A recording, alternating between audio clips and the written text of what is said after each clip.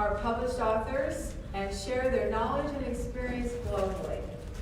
I'd like to start out with Jeannie Hakel, as an educational and organizational consultant who specializes in collaboratively designing strategies to surface the wisdom of individuals and groups in order to build positive futures and to respond effectively to change.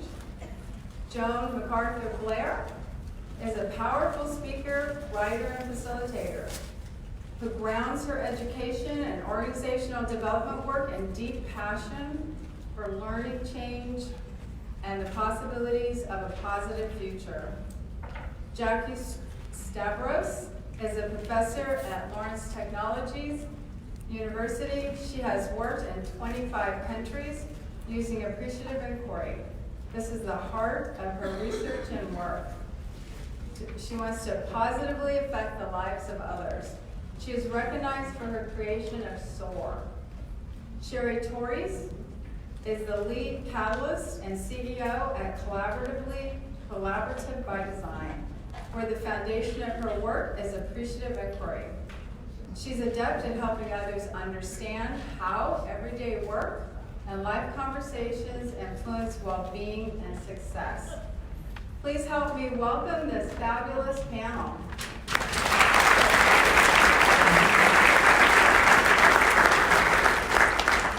If you can just turn me up. I'm Joan MacArthur Blair. We're going to formally introduce what we're going to do in a second, but we're going to start with a video. So we're going to reflect on this piece, so we're going to start watching it together. Colin, if you would.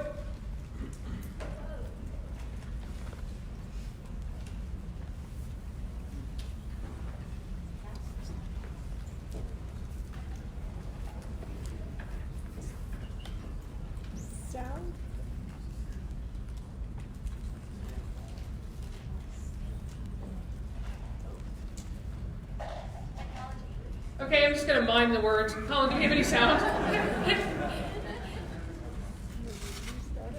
Can we just restart it with sound? Okay. I'll just tell my life story while Colin does that. A little music. A little music.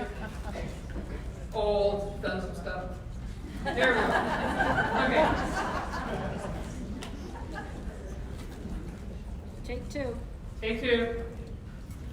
Okay, we're going to start our presentation with a video. No, you heard that part already. No, I still haven't sound problems. It worked earlier. And that's what I love about technology. It worked like 5 minutes ago. Used it all. And we're ready for artificial intelligence in our workplace. What I really like about artificial intelligence in the workplace is beings way smarter than us are going to be doing this work for us. Got it, guys. Got it? Way to go. Okay.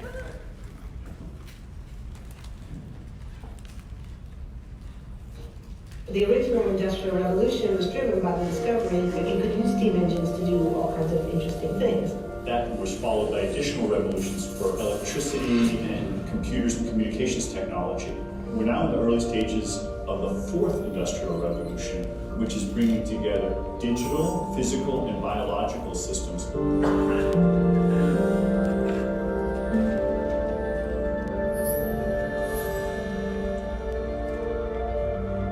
One of the features of this fourth industrial revolution is that it doesn't change what we are doing, but it changes us. We need a different economic model that will allow us to meet the basic needs of every human on the planet, and that will be focused not on growth per se, but on maximizing human well-being. We have energy technologies that can power our civilization, but how do we get it and implement it at the scale we need at a price that people around the world can afford? If we're able to do something to transform cities, to make it more efficient, then the impact can be huge. We can use asset tracking, we can use IT, we can use 3D printing to decouple growth from the resource constraints we have. The question of adding quality to quantity, it's really about a diverse, safe, healthy, and just world with clean air, clean water, clean energy. Together we're fighting to preserve our fragile climate from irreversible damage and devastation of unthinkable proportions.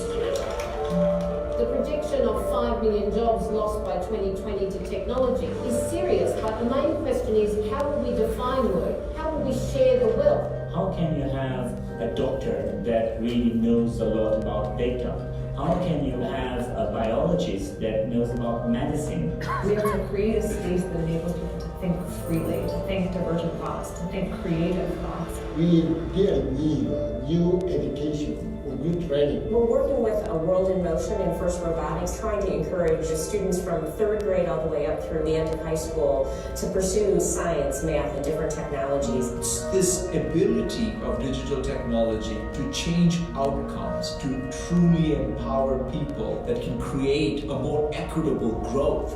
Fourth industrial revolution has the potential to make inequalities visible and to make them less acceptable in the future. I was the first person in the world to be able to voluntarily move my legs while stepping in a robot. The cure will be possible if enough of the right people have the will to make it happen. We're seeing this incredibly exciting convergence of genome editing, DNA sequencing. Governments have a very important role to play in enabling the safe and effective use of technologies. We need to take responsibility at every level of society to adapt to these technological challenges, which are redefining what it means to be completely embedded in this world. Even though we have everyday problems we have to solve, we have to find a way to lay the foundations for the innovations of tomorrow.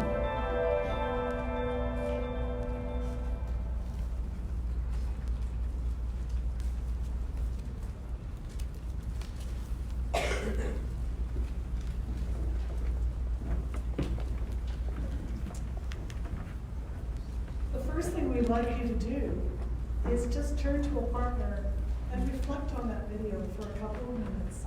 What came up for you as you watched that video?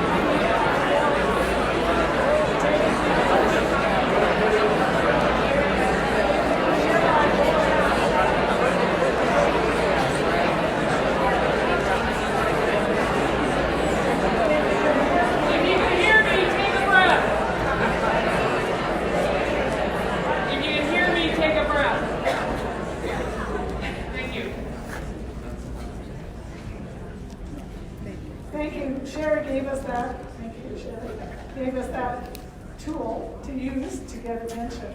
Because it's really quite awesome when you ask one question, a reflective question. What happens when people then engage with it. So thank you for engaging with that. We are talking about resilient conversations. The whole title is Navigating Complexity and Transformation, because of course that's what the conference is all about. And we're coming to you to suggest having resilient conversations is a powerful way to navigate complexity and transformation. And the four of us have been working with Appreciative Inquiry for many years. And a couple of years ago, we both, well, two of us, 4 divided by 2. Joan and I are partners, authors, co-authors, business partners, life partners, and have co-authored the book, Building Resilience with Appreciative Inquiry, a leadership journey through hope, despair, and forgiveness. And I can't know the subtitle of yours, but Jackie Stavros and Sherry Torres have done a wonderful book on conversations worth having, and that's grounded in Appreciative Inquiry. So we want today to have some time with you to highlight some of the ideas in both of our books and to engage you in some practice of resilient conversations. So that's our plan for the time that we have together. Here it is. How many of you know anything about how the swarming of birds or fish works?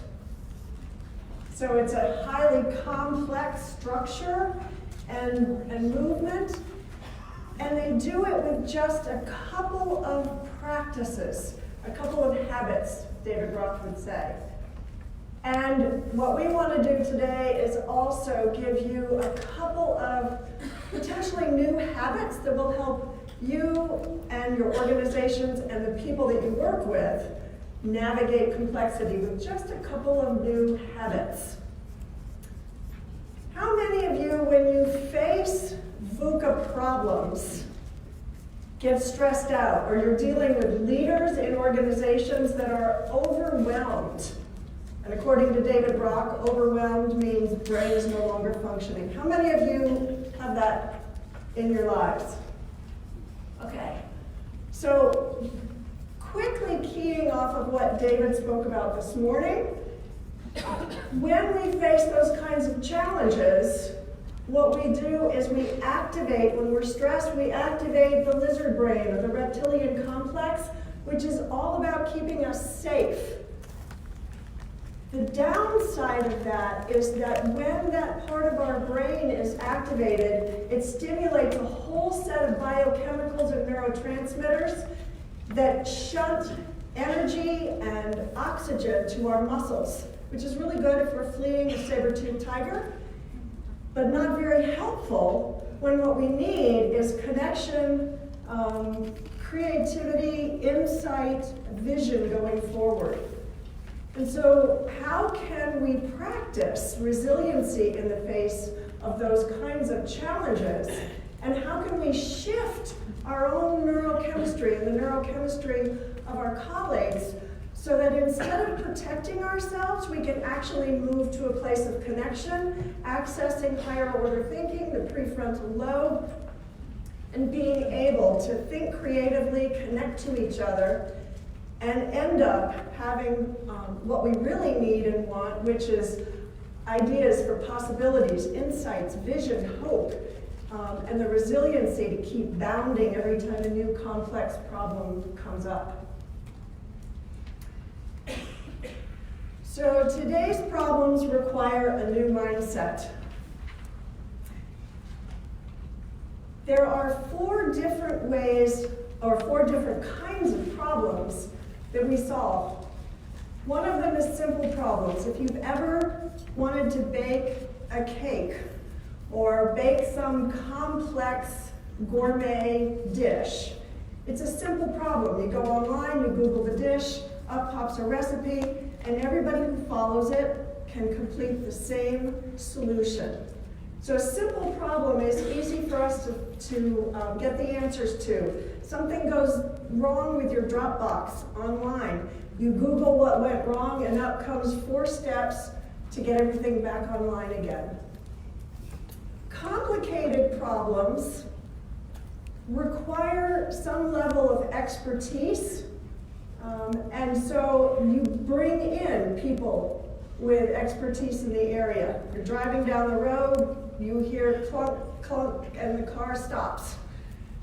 You have no idea what went wrong. You describe it to the experts, and they figure out where did the problem come from, how did it impact the car, and fix it. Or your database management system goes down. You bring in the experts to figure out how do we fix that. Those are the kinds of problem solving that we have typically used, and they've been really effective for us. But they are not effective when we're facing complex or chaotic problems. Those are the kind of problems that involve human systems. They involve us coming up right up against our paradigms for how do we model, create business models, and how do we work together, and how do we motivate people. And with these complex, chaotic problems, they really require breakthrough thinking and experimentation. And for that, we need more than just the experts, more than just the top down. It's really about how do we engage all people in that process. And as we heard earlier this morning, and you are probably well aware, most of the performance problems stem from poor relationships.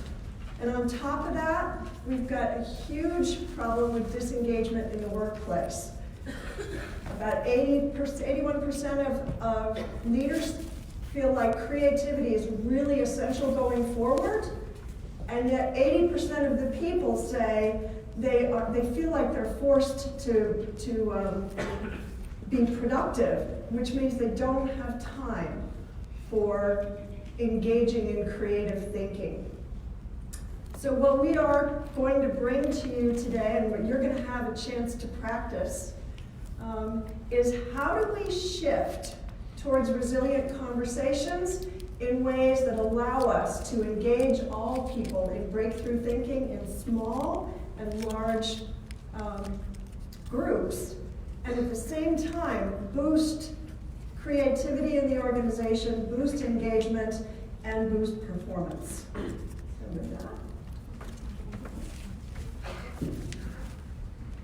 So, all the work that all four of us do is based in appreciative inquiry. So we just wanted to take a second to talk about appreciative inquiry and what it is. Most of you know that already, but just to set that context. And as Sherry said, what we're going to do is set up some things, and then you're going to play at your tables with some ideas that we're working with. In our workshop just before this, out of the 33 people, only 2 had not used appreciative inquiry. So I'm just curious, how many people have not used appreciative inquiry? Not a lot. Half a dozen maybe? Wonderful. So, appreciative inquiry, what is it?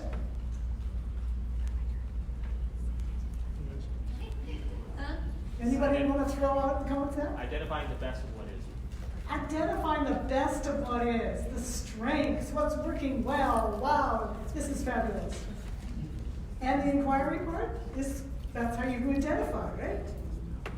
How many people use it in organizational development in particular? How many people use it daily in all parts of their life? I mean, that's the wonderful thing about it. It is a perspective of not only identifying in your organization and your work, but also in your family and in your community and all those other places that you live. It's a way of being.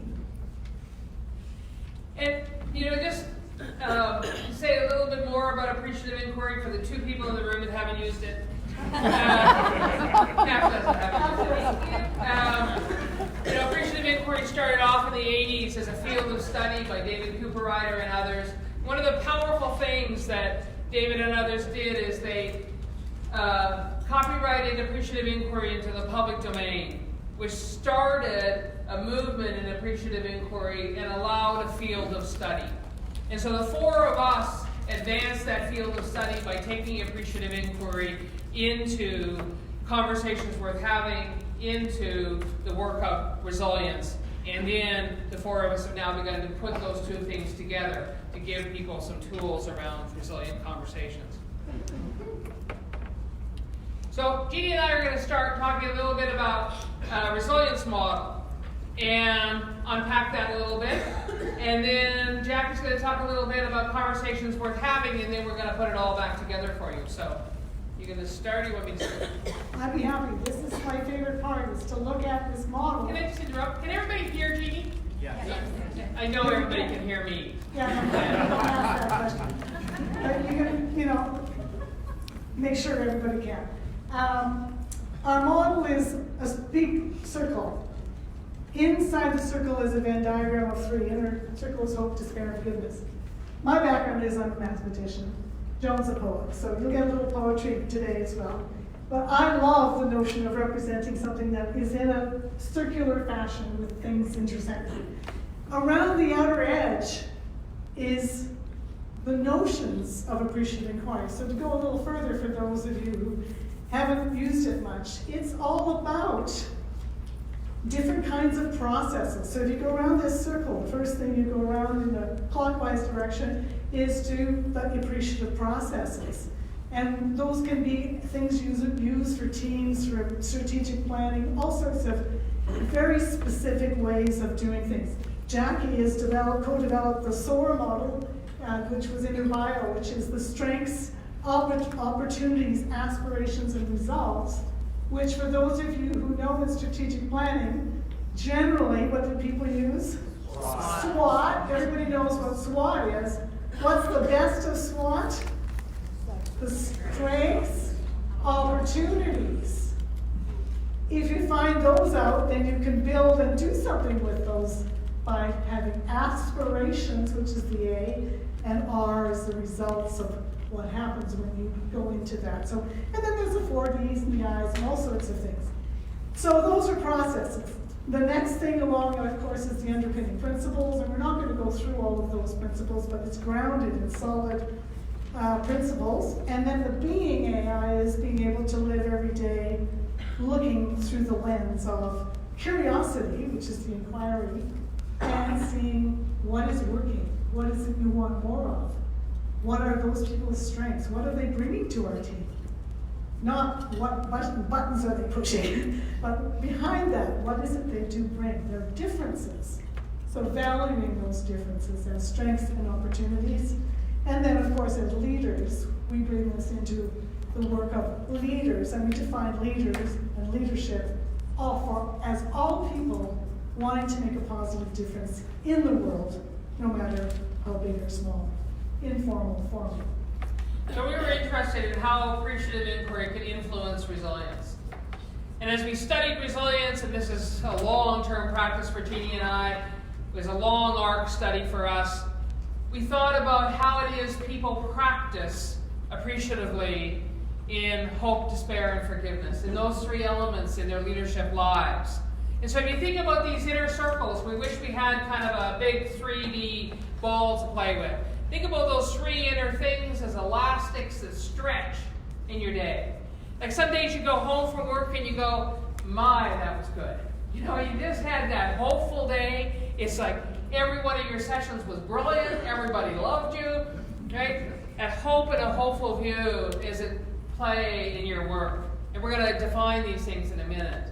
And sometimes despair rises in your life and work uncalled for and unbidden, and is your companion for a while. And forgiveness. We said this in our earlier workshop too. Jeannie and I started off working in resilience when thinking about moving from hope to despair, despair to hope, that movement. And as we interviewed leaders, CEOs around the world in education and not-for-profits and corporate environments and leaders and practitioners and anybody who would talk to us, basically, we really began to realize that that 3rd circle was powerfully at play in resilience, the will to forgive. And we're going to unpack what these 3 things mean. But think about those 3 inner circles as elastics that may be expanding and contracting daily, monthly in your leadership work as you want to build resilience. So we're going to start with hope and a hopeful view, which I think It's one of the reasons why people use Appreciative Inquiry, because as soon as people tell each other stories of the best of whatever they're experiencing, they get engaged and their brains lighten up because they are excited about what's happening. And so that's hope, and it brings hope to people. But hope can also happen by simply viewing possibilities within whatever the situation is. And can I tell my little story? Go for it. Okay. Joe and I, as I said, partners, one day I didn't come home. I was in a terrible car accident. I didn't even know until 2 days later. I woke up and I thought, I can't speak, I'm intubated, I can't move, I can't understand what's going on. A moment of despair, but it was very quickly a moment of hope. Because I thought, something has happened to me, but I have people that love me beside me. Medical people are running around and doing things. People are taking care of me. I know I'm alive. I'm meant to be alive, so what can I do?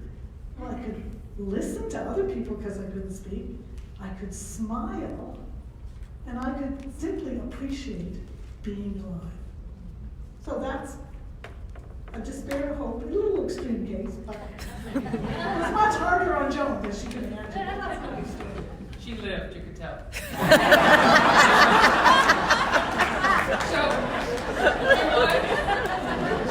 We want to take a very short period of time. Turn to somebody next to you and try to answer this question very briefly. We're going to give you like all of a minute or two to do this. How can you bring hope and a hopeful view into the foreground of your OD work? Way you go.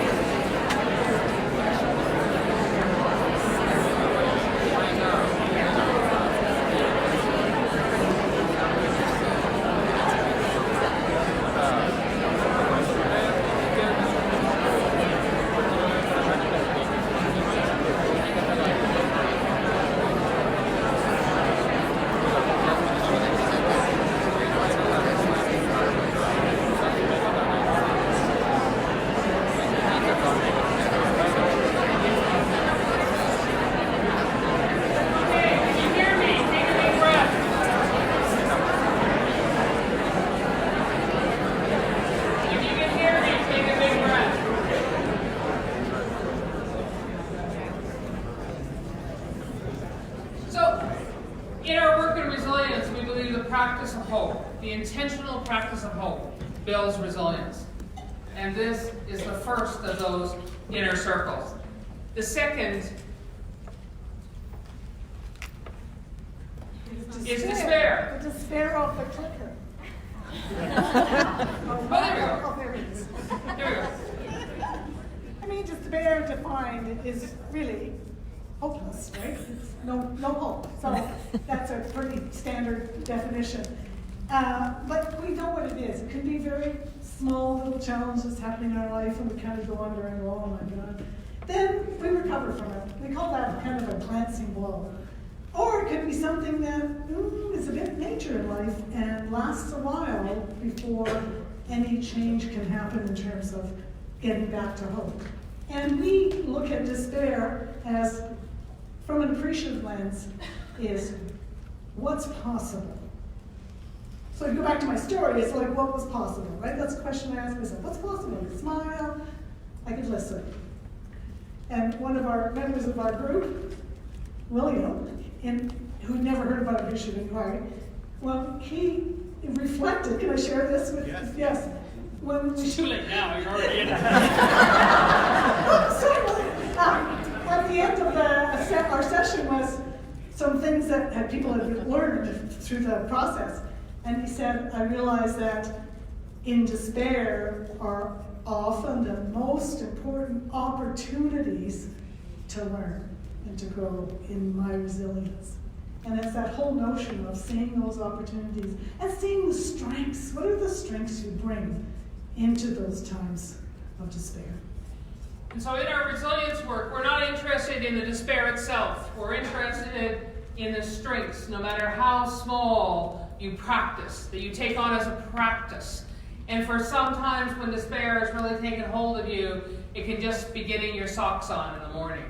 And to continue the story of Jeannie's accident, months go by. You know, we've done rehab, she's at home, she's doing great. You know, everybody goes to her room because she's happy and is practicing appreciative inquiry with all the nurses. Everybody's having a grand time. Okay? Months go by, and I wake up one morning, and I realize I'm in despair. And I think, oh, this is going to last like 5 minutes, right? But it doesn't. It stays with me for weeks and weeks. This is the thing about despair. We want to push against it. But it's like a really bad house guest. You know, it just comes and it stays till it's finished with it. You know? And till it's eaten all your food. You know, and it took me months to realize why I was in despair. I wasn't in despair because of, you know, the impact of Jeannie's accident on our lives and how long the rehab took and all the things that had to be done in order for her to stand here today. It was remarkable. It was very simple. I had this idea I'd get to say goodbye. And I realized that that actually wasn't true in life. And so my greatest strength in that time was getting myself up every morning and going and being at work and practicing the best I could, and realizing that this day was the best it was going to ever get. So despair is this amazing thing. So we're not going to ask you to talk to somebody about despair, because we'd like to keep you relatively safe in this room. Colin, I'm having this problem with the remote. Can you move me forward? There we go. Right? We'd just like you to do just a little jot down, few-minute writing, right? How are systemic forces influencing the despair in your work, organizations, and what small positive shift could you create?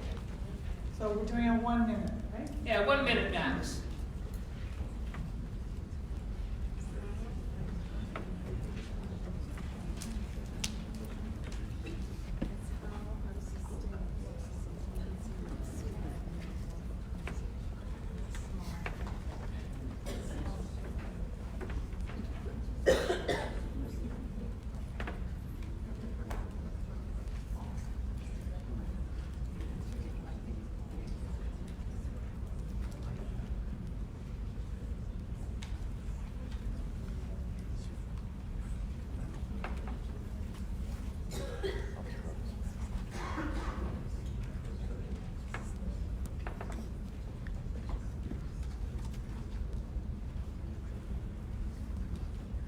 Okay, just shake off that despair.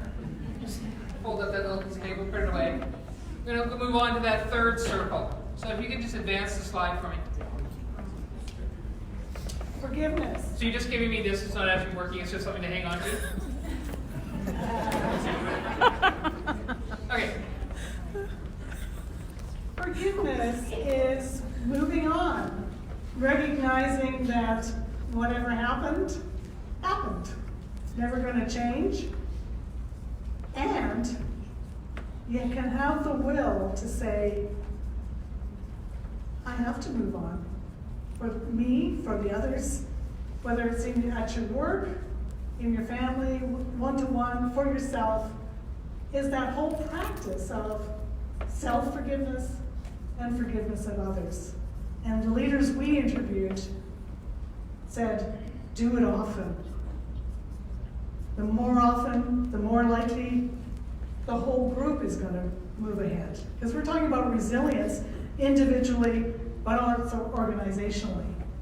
And we were interviewing leaders in organizations who, first of all, said, we never had time. We had never had any time to talk about despair, much less forgiveness. So thank you for this opportunity. People are happy to talk about hope. But as you move into those others, if you're a leader and you're talking about despair, maybe you're not a strong leader.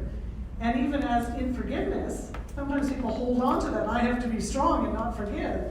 Well, really, in recognition of what we've all been talking about here in this kind of group, we know that we have to move on. And we have to self-forgive as well as forgive others. And this is the hardest of the resilience practices. And we don't have time to spend a lot of time here, but if you want to talk to us later, people talk to us about what if it's an unforgivable thing, right? And we say to leaders, forgive what you can. The resilience practice. And so find a different person to talk to. Can you use forward there? Thanks. And talk about this for all of the, again, a minute. How is practicing forgiveness fostering resilience in the work you're currently doing inside your organization?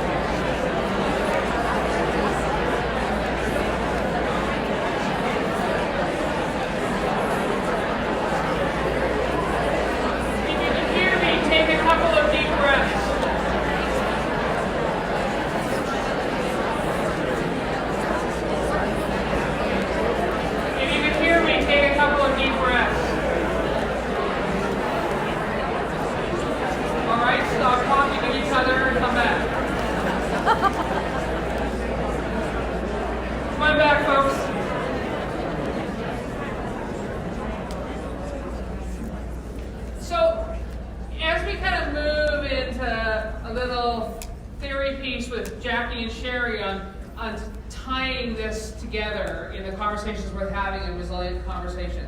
I'm going to hold up 3 polling circles in your mind. So over to you. Thank you. Hello. So when we were putting this presentation together, you always think, how do you kick people off? And Sherry had come up with with this video clip called The Fourth Industrial Revolution. Whoever heard of that, right? We had no idea how they were going to kick off this conference, let alone talk about the brain, because we didn't know who was on for plenary sessions until we knew we were on. But one of the interesting things is when you think about your social systems, I had this book, and I have to just tell you a really quick story. I have a provost who 5 years ago gave me Daniel Pink's work, and she gave it to all the faculty members. And I loved the book, read the book, was hoping I would get called to the provost's office for the special luncheon to talk about the book. I'm an OD person. So then I got this book, School of Engineers. I looked at this book, put it on my desk for 2 months. Summer came, took it home, put it on my dining room table for another 2 months. August came, put it in the sunroom. Why do I want to read about the Fourth Industrial Revolution, right? It's engineering. He's an engineer. Then I got the email that I was going to have lunch with the provost. So I bought the audio.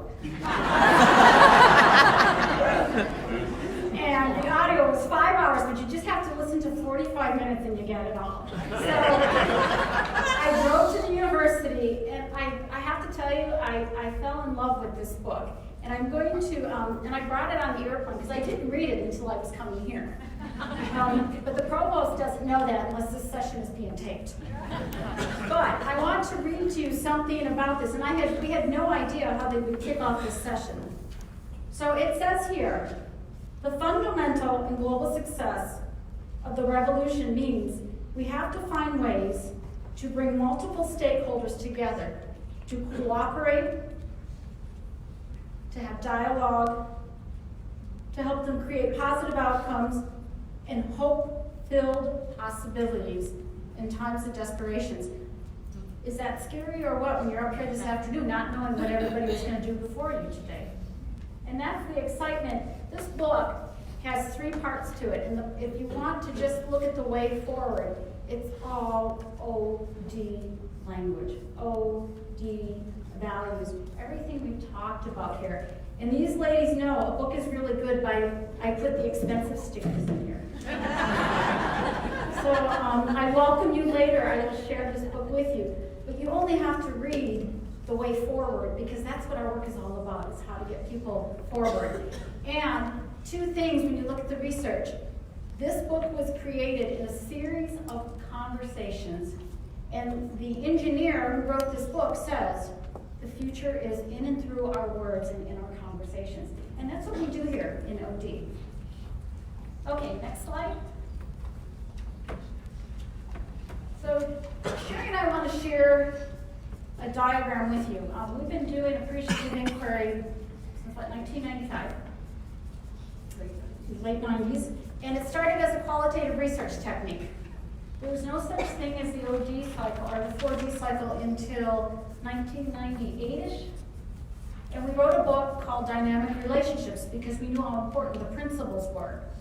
So when we wanted to write this next book, it took us quite 15 years, fast forward, to figure out it's our conversations, it's our interactions, it's doing this every day. And our editor, Steve Pirasante at Barrett Kohler, said, you cannot have 6 steps.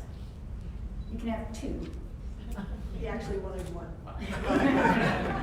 And so we had to do a lot of research going back to the AI literature and researching. And we landed on 2 practices that we'll share with you in a moment. But what was really important is it is through and in our conversations, what you think and what you say and you do matters. For example, how many of you had at least 5 conversations in your head this morning? Just 5, at least 5. And how many of you had at least 10 conversations with other people today? Okay, there's our scientific evidence. And what we really started to learn is we looked at all the books on conversations.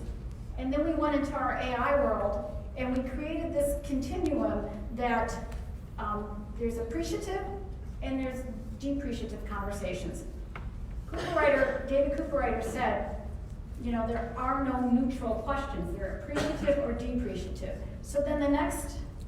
And just as a point, an appreciative conversation adds value, right? To appreciate adds value. Depreciative devalues. Okay. So So then we looked at statement-based conversations and inquiry-based. We're not looking anymore, are we? The AI folks have taken over. And if we can click 3 times, we want to show you the quadrants we came up with. So we looked at a lot of the science, and looking at the 80-20 rule, we thought, what if we can get people in our communities, our families, and our organizations to spend 80% of their waking moments in conversations worth having, appreciative and inquiry-based.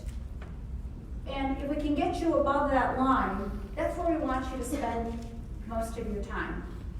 In doing our research, we found out that critical conversations, they're good to a point. And critical conversations are typically still inquiry, but I say, why did you do it that way? Because that's the only way I knew how to do it. But there are other ways to do it. Didn't you think of other ways? No. It gets critical. That's only good to a point. We want to move into that quadrant of a conversation worth having. Then we have affirmative conversations. Jackie, you look great and you are so brilliant.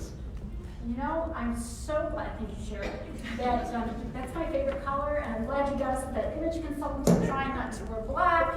Thanks for helping me figure this out, Sherry. This is a true story. And it's superficial, no. But that's nice to a point. We're nice to each other. And then Sherry goes on her way, I go on my way, and that's an affirmative conversation. And an affirmative conversation can also be advocating for something.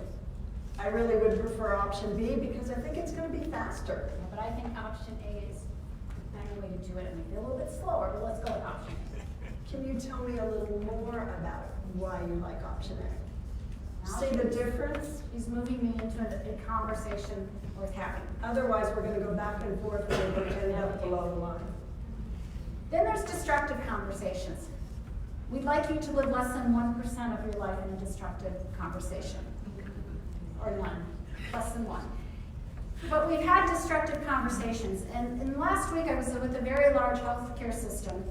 And they said, what else? Because somebody said, I've never been in a destructive conversation, destroying somebody.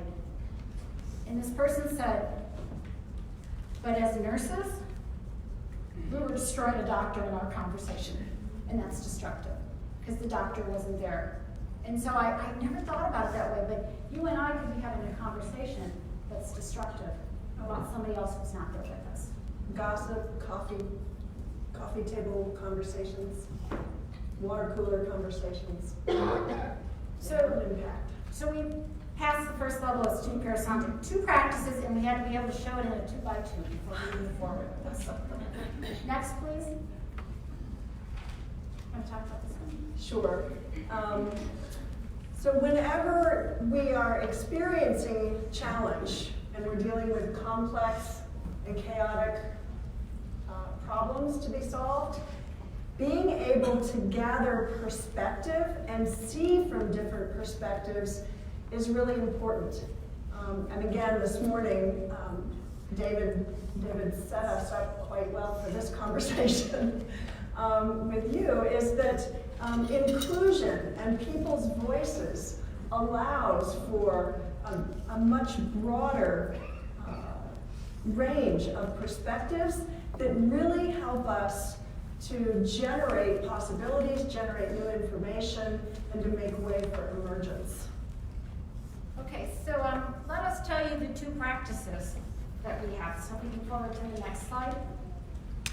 Oh, great first. One more. It's so hard not having clicker. Okay, so 2 simple practices. So click 3 times. Okay, great. Good. So the 2 practices, generative questions and positive framing. I'll take generative questions and I'll throw positive framing over to Sherry, but I want to share a really quick story about these 2 practices in practice, that what I learned from David, these become habits. And the question is, which one do you start with? Anybody have a coin or a chip from the family? It doesn't matter, because these are really interconnected. So if you start with a generative question, the flip is occurring into positive framing. And if you start with positive framing, you've had time to practice generative questions. either one of these move you into a conversation worth having? So the story I want to share is I was going to a manufacturer in Michigan, and I had a 2.5-hour drive because I accepted an assignment to figure out how will we close this plant down with a 3-year strategy. So the good news is you have your jobs for 3 years. The bad news is you have your jobs for 3 years. And we get to figure out who's going to leave their jobs first and how do we shut down the plant. So I knew what I was getting into as I was driving to this plant. So I had time to think about how are we going to frame this conversation.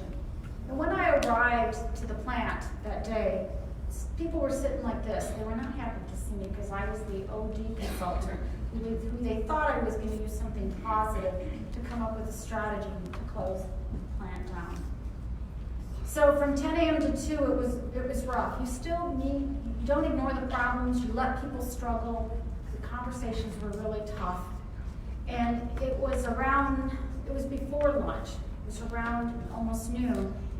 I said, what if we came up with a revitalization list?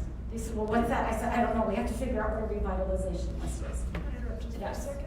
You can imagine the state of despair that everybody there was in. So just hold that in mind with her story. And I said, what if we had a conversation and we thought about the strengths of the plant, the possibility of a revitalization lift, and then they kept saying, but we're supposed to shut the plant down. I said, yeah, and if this strategy that you come up with doesn't work, you'll still lose your jobs, but we'll figure out how to lose your jobs in 2 years instead of 3 years. Well, what if we spent the rest of the afternoon together coming up with this innovation of what is a revitalization list?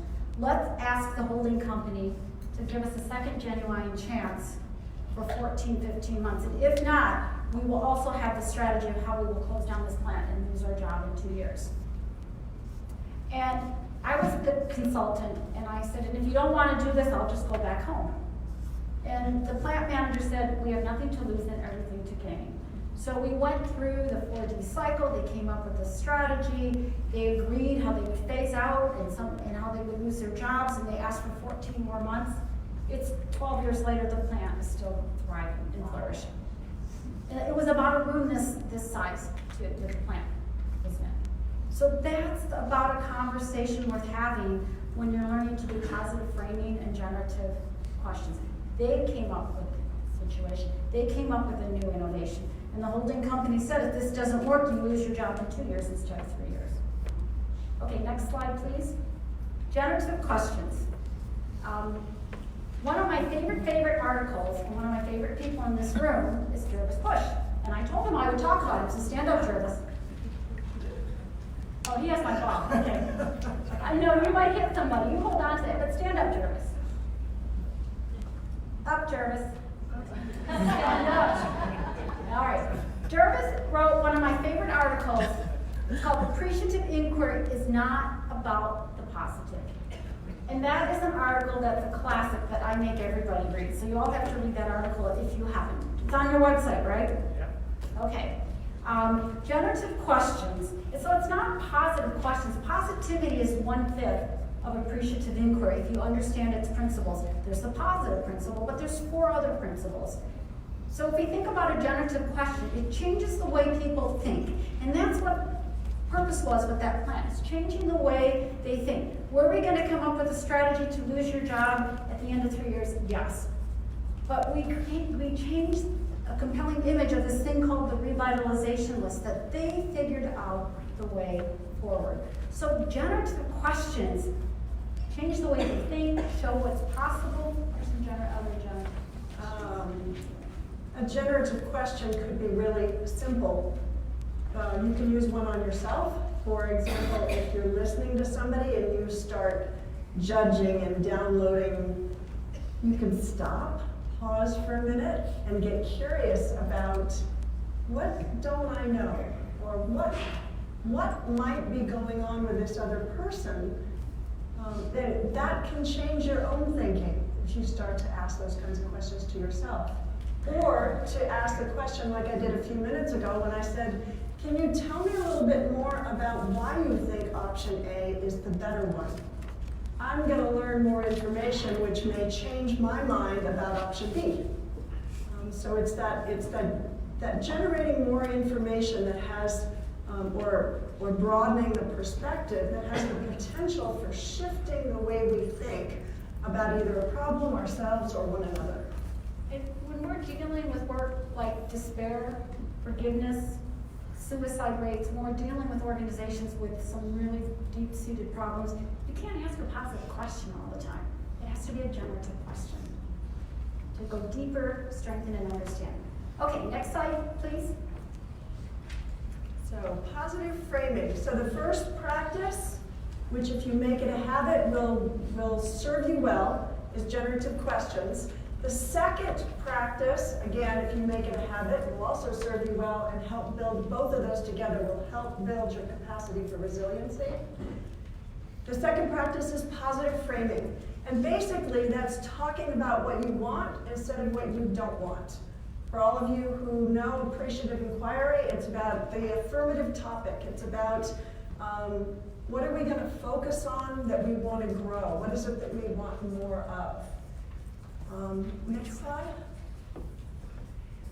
One of the models that we have used to help people flip from a problem to that positive frame is something called flipping.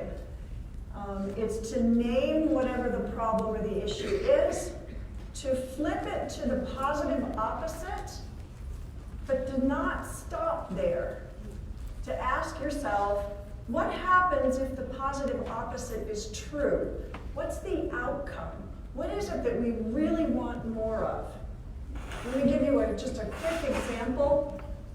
Alicia Patel was a senior VP at a hospital, and she was in charge of quality at the hospital. And the hospital had gone through, over 3 years, major growth. It had grown into a hospital serving 1 million people, and at the top levels, they were very happy and excited about that. At the frontline levels, there was a lot of stress. There was stress on nurses, on staff. They felt short-staffed, and patient satisfaction was plummeting. And quarter after quarter, the reports would come out, and Alicia would sit down with nurse managers and do the problem-solving thing. What are you doing? How can you fix this? They would get defensive. We don't have enough staff. Nurses are working double shifts. And it went on like that for months. About 1.5 years into it, Alicia got online to try to find something outside of the hospital that she could bring in that would help. At that point, she was super frustrated, very stressed because she felt like her job was on the line. And she happened to find a website that was delivering training for hospital personnel on Appreciative Inquiry. So she signed up. The first day of her training, partway into it, she's like, oh my goodness, I am part of the problem here. She realized immediately she had been in this negative framing, asking depreciative questions that were all below that line, destructive and critical, over and over again. So she learned how to do the whole flipping process and ask generative questions. And when she went back, the first thing she did was use the flip to reframe. And if you can go to the next slide, her reframe was from low patient satisfaction scores to high patient satisfaction scores. And she looked at, we don't want to talk about high patient satisfaction scores. What's the outcome? If we have high patient satisfaction scores, what does that mean for us? And what she came up with was the kind of quality care that generates highly satisfied patients. And of course, with Appreciative Inquiry, which is looking into and discovering the best of what is, she went to the next nurse manager's meeting. She first apologized for being part of the problem over the last 1.5 years, and then proceeded to tell them a little bit about Appreciative Inquiry and ask them, you have patients on your floor that are satisfied, don't you? And there was this kind of quiet yes. And she said, okay, so for the next week until we meet again, I want you to talk with those patients, observe the nurses that are working with those patients, find out what they're doing, and bring back at least one story next week when we come back together so we can share them and learn what's working from each other. When she went into that next meeting, she said that the energy in the room was palpable, and instead of these silent nurses sitting at the table, they were all buzzing and talking and sharing already. And as they went around the table, they had more than one story to share. They had already started to implement changes. And when they left, she said, I just sat there in awe. Like, totally different outcomes simply by creating a positive frame and asking generative questions. And she said, okay, but the proof is going to be in those statistics at the next quarter. And every single floor had improved patient satisfaction, and one unit had 100% patient satisfaction. And the hospital went on to do trainings for all the administration and nursing staff and the handfuls of doctors who would come and take it as well. And it created amazing outcomes for them. So what we want to do next is we're going to have you put these two practices to work on situations that are really looking for you with positive framing and generative questions to create resiliency, to shift the dynamic. When you are doing this, resist the urge to jump to a solution. Very often it's like, oh, I've got a positive frame, let's just go to solutions. And instead pause and ask, what do we need to know about this positive frame that would help us, that might expand solutions? So these are some of the kinds of questions that you might ask to expand possibilities before driving down to solutions. And we are going to demonstrate what it is you're going to do so that it's crystal clear, we hope. If we could get the next slide. So in a moment, at your tables in groups of 3 or 4, there'll be a list of situations up on the slide, and you can choose any one of them you want to, or if you have your own situation and you're like, I want to put this to work on this, feel free to do that. And between the 3 and the 4 of you, the goal is to foster a resilient conversation. So first have a conversation around what is the topic that we really want to talk about? So you'll start by asking some of your own generative questions to help you go from the negative to the positive opposite to the frame, what it is you want to talk about. And then what's 1 or 2 questions that you could ask to get that conversation started? All right, so we're going to demonstrate what that looks like. Real relevant situation. Next slide. So you need to turn all of our mics up, and just forgive us for the bad acting here. Well, no, let me say it. Well, forgive me for they're brilliant, but forgive me. I'm trying to do this sideways here. Hi, I am really looking forward to this workshop. Another leadership development. Come on, this is the 32nd and the 34th leadership workshop. I know you guys are excited as I am. Stop. So,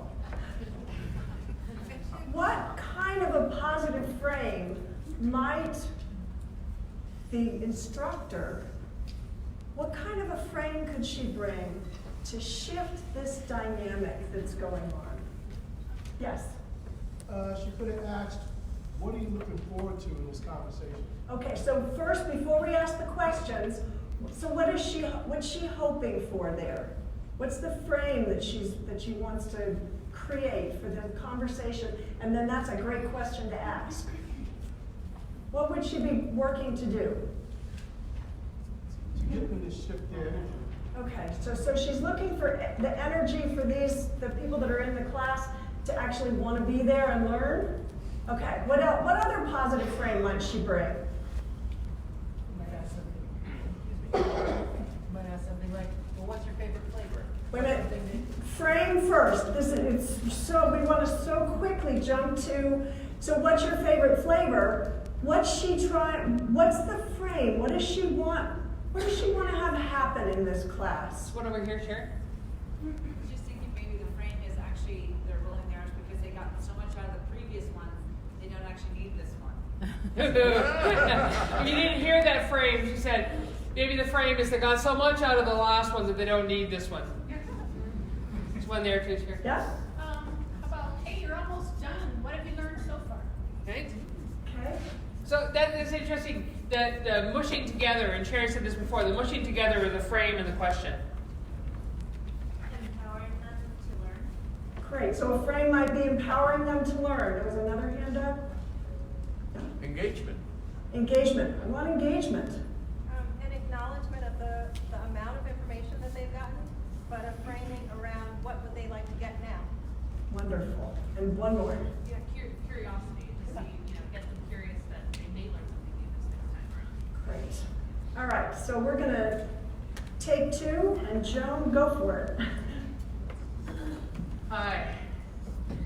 Wow. Why don't we kind of start by thinking through what we've already done. This has been an enormous amount of information over the last month or so. Can you just tell us some of the things that are on your mind as you're looking at the second last piece? I'm really looking at informal leadership. We haven't talked much about that. We've been talking about the system. Right, so you'd really like today to delve down into some informal leadership, that kind of walking around that you're doing a lot of. What about you? Can you teach me something that could be like a habit, but don't give me 12 things to do, maybe 2 or 3 simple things? So maybe we can spend today on the three of us kind of creating a single habit that we might take out, and then maybe next time we can talk about how we played with that single habit. Okay. Like it. That was really short. So, next slide. So, Joan, do you want to tell them what you did in terms of the name it, flip it, frame it? I already named it for myself, right? And I think it's interesting whether you name it publicly or name it privately. The name it for myself is, oh my God, how am I going to get out of this? The kind of like, and I know that we rarely have this because people want to learn powerfully, but sometimes they come to us exhausted and unable to find that place to show up, right? And so I'm feeling my heart rate go up, and I'm naming my own fear, my own failure in this case. The flip it, this woman over here, I can't remember her name, really helped with that frame around what could possibly happen here in what is a very large program, and to frame it differently. How could we just kind of throw out the rule book and frame this differently for the three of us? Want to add anything? And then you noticed once she had that frame, she asked a series of questions that engaged them in moving towards that frame. So that's questions at all? This is what you're about to do? Just an observation, something you did that I found very powerful is that you named where they were. They felt hurt. When you say you must be exhausted, their body language shifted completely. Yeah. The simple power of being seen, right? That was part of the naming it for me. Because part of me is terrified. The other part of me realizes I'm going to have to show up and recognize that they are in trouble in this particular program.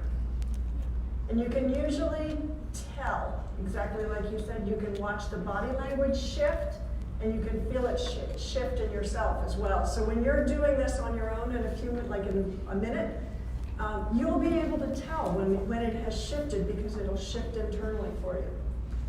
Okay, next slide. So in groups of 3 or 4, you're going to choose one of these situations, create a positive frame, and then ask questions in order to foster a conversation around that frame. Next slide. And here are the possible situations. So you can choose whichever one of these you want, or another. If you have your own situation, have at it. Way you go. We'll call you back in a couple minutes.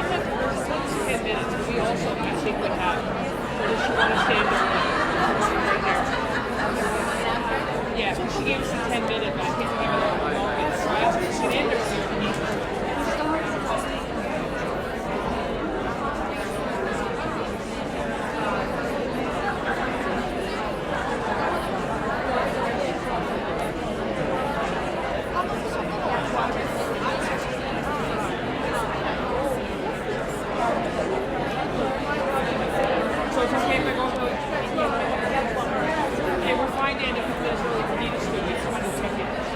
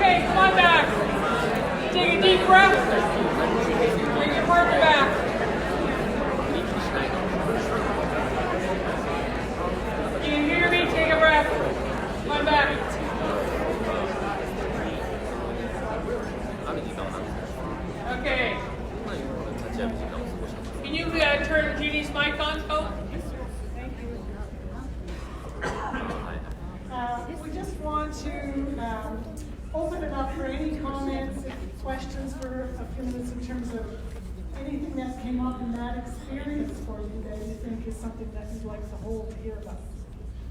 Anybody want to comment? Yes.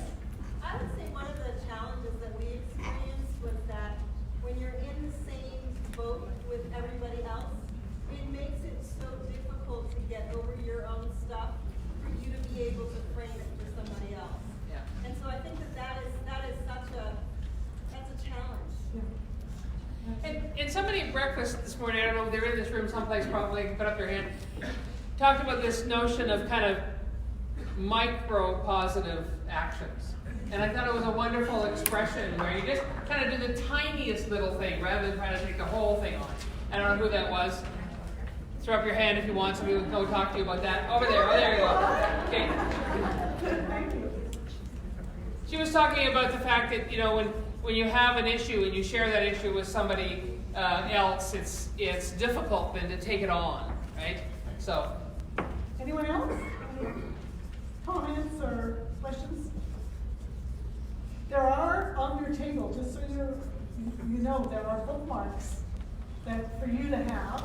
On one side is a question about, based on the building resilience, and on the other side is a question based on conversations we're having. So please take the bookmarks away with you. And so we're just going to do one last thing. As probably you know from your program, we're doing a book signing right outside of where the award ceremony is going on. And so if people have individual questions, want to come by and visit us, all four of us are going to be there. We'd happily spend some time with you.